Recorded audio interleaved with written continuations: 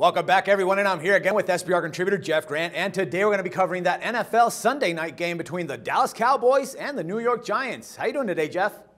Doing great, Dax. The NFC East is basically a two-team race with the Cowboys and the Philadelphia Eagles tied atop the division standings, and those two teams will meet next week. So this is a dangerous spot for the Cowboys heading in to East Rutherford.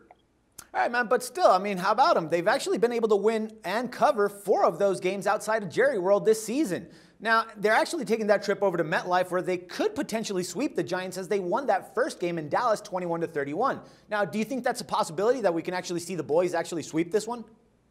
You know, the Cowboys have faced teams in opportune situations when playing away from AT&T Stadium this season. When you look at the first road game, they played at Tennessee, a team that had a first-year head coach and no real quarterback situation at the time. The St. Louis Rams, you could say about the same exact thing. Then they went on the road, and then they started gaining national attention by beating the Seattle Seahawks, but the Seahawks were not playing good football at the time. They've kind of found their way, but the Cowboys got them at the right time. And then finally, flying overseas and taking on the Jacksonville Jaguars, just about any team would take on that scheduling spot. So, yes, 4-0 straight up and against the spread away from AT&T Stadium. But this is a dangerous spot going against a division rival. All right, man. I was actually, this is a little off topic, but I was reading some things about whether Eli might be finishing his career or not with the Giants. And I totally understand where the doubts are stemming from. I mean, the team has been playing super poorly as of late, going 0-5 straight up and against the spread in their last 5 games. And it really seems that nothing is actually being done to fix those issues. I mean, they lost last week to the 49ers at home by 6 points. Now, in your opinion, man, do you actually think that they could actually bounce back in this game against the Dallas Cowboys, especially the way that they've been playing?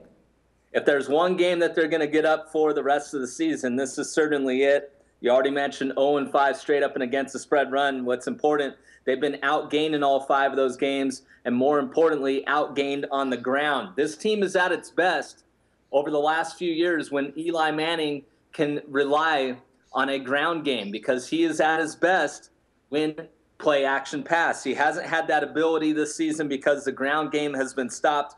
But when you look, 19 games now, Eli Manning has 3 or more interceptions. He had a career-high tying 5 last week against the 49ers. But in those follow-up games, the Giants have put together a 12-6 straight-up record.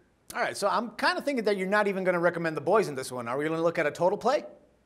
I'm going to go against the Cowboys, but more importantly, I'm going to go against the Cowboys in the first half. When you look at favorites in division games when returning from London, when taking on division opponents, 0-5 against the spread in the history of that situation.